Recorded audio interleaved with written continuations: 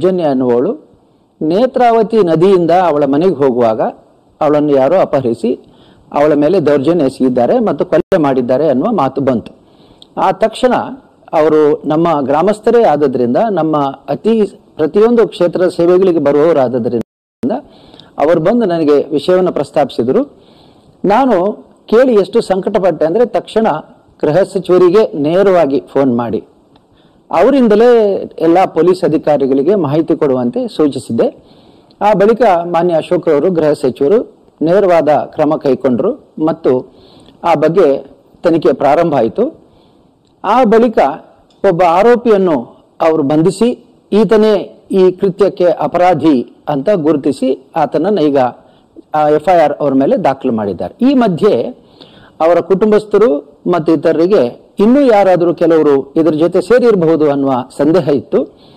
ಈ ಸಂದೇಹಕ್ಕೆ ಕೂಡ ನಾನು ಮತ್ತೆ ಒಂದು ಮೀಟಿಂಗ್ ಆದಾಗ ಇದು CBI ತನಿಖೆಗೆ ಇದನ್ನು ಒಪ್ಪಿಸಬೇಕು ಮತ್ತು ಇದರ ಜೊತೆಗೆ ಯಾರಾದರೂ ಬೇರೆ ಶಾಮೀಲಾಗಿದ್ರು ಕೂಡ ತಕ್ಷಣ ಇದರ ಬಗ್ಗೆ ತನಿಖೆ ಮಾಡಬೇಕು ಅಂತ ನಾನು ಸೂಚಿಸಿದ್ದೆ. ಈ ಮಧ್ಯೆ ಕೆಲವು ಸಂಘಟನೆಗಳು ಮತ್ತು ಹಿತಾಸಕ್ತಿಗಳು ಈ ವರದಿಯನ್ನ ತಿರುಚಿ ಇದಕ್ಕೆ ಶ್ರೀ ಕ್ಷೇತ್ರ ಧರ್ಮಸ್ಥಳಕ್ಕೂ ಸಂಬಂಧ ಇದೆ, ಹೆಗಡೆಯವರ ಕುಟುಂಬಕ್ಕೂ ಸಂಬಂಧ ಇದೆ ಅನ್ನುವಂಥ ಸಂಬಂಧವನ್ನ ಜೋಡಿಸಿದರು. ಇದರಲ್ಲಿ ವಿಶೇಷವಾಗಿ ನನ್ನ ಸಹೋದರ ಹರ್ಷೇಂದ್ರ ಕುಮಾರ ಪುತ್ರ ನಿಶ್ಚಲ್ ಕುಮಾರ್ ಇದೆ ಅನ್ನೋದನ್ನ ಜೋಡಿಸಿದರು. ಇಲ್ಲಿ ತಮ್ಮೆಲ್ಲರ ಗಮನಕ್ಕೆ ನಾನು ತರಬಯಸುವುದು ಏನು ಅಂತಂದ್ರೆ, ಈ ಮಗು ಅವನು ಈಗ ಅಮೆರಿಕದಲ್ಲಿ MBA ವ್ಯಾಸಂಗ ಮಾಡ್ತಾ ಇದ್ದಾನೆ, ನ್ಯೂಯಾರ್ಕ್ ನಲ್ಲಿ ಇದ್ದಾನೆ. ಇಲ್ಲಿ ತಮಗೆ ನಾನು ತೋರಿಸುವಂತ ಈ ಪತ್ರದಲ್ಲಿ ಆತ ಆಗಸ್ಟ್ 12ನೇ ತಾರೀಕಿನಂದು 21ರಂದು 2012ರಂದು ಅಮೆರಿಕದ ನ್ಯೂಯಾರ್ಕ್ ಯೂನಿವರ್ಸಿಟಿಗೆ ತೆರಳಿದ್ದು, ಅವನು ಹಿಂದಿರುಗಿದ್ದು 28ನೇ ಡಿಸೆಂಬರ್ 2012ರಂದು. ಅಂದ್ರೆ ಈ ಘಟನೆ ಆದ ದಿವಸ ಅವನು ಅಮೆರಿಕದಲ್ಲಿದ್ದಾನೆ.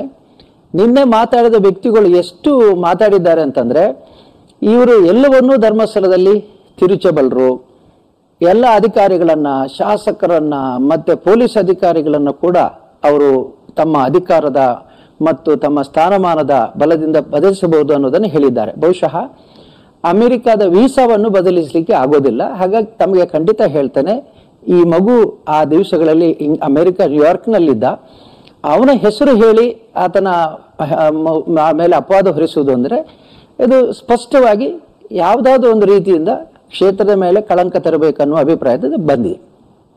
ನಾವು ಮತ್ತು ಇನ್ನೊಮ್ಮೆ ಹೇಳೋದು, ಸೌಜನ್ಯಳ ಬಗ್ಗೆ ಅದು ನಮ್ಮ ಗ್ರಾಮದ ಮಗು ಅನ್ನುವ ಭಾವನೆ ಇದೆ. ಆ ಮಗುವಿನ ಬಗ್ಗೆ ಯಾರೇ ಅಪರಾಧಿಗಳಿರಲಿ ಅವರನ್ನು ಬಂಧಿಸಬೇಕು ಅಥವಾ ಅವರ ಮೇಲೆ ಸರಿಯಾದ ತನಿಖೆ ನಡೆಯಬೇಕು, CBIಗೆ ಒಪ್ಪಿಸಬೇಕು.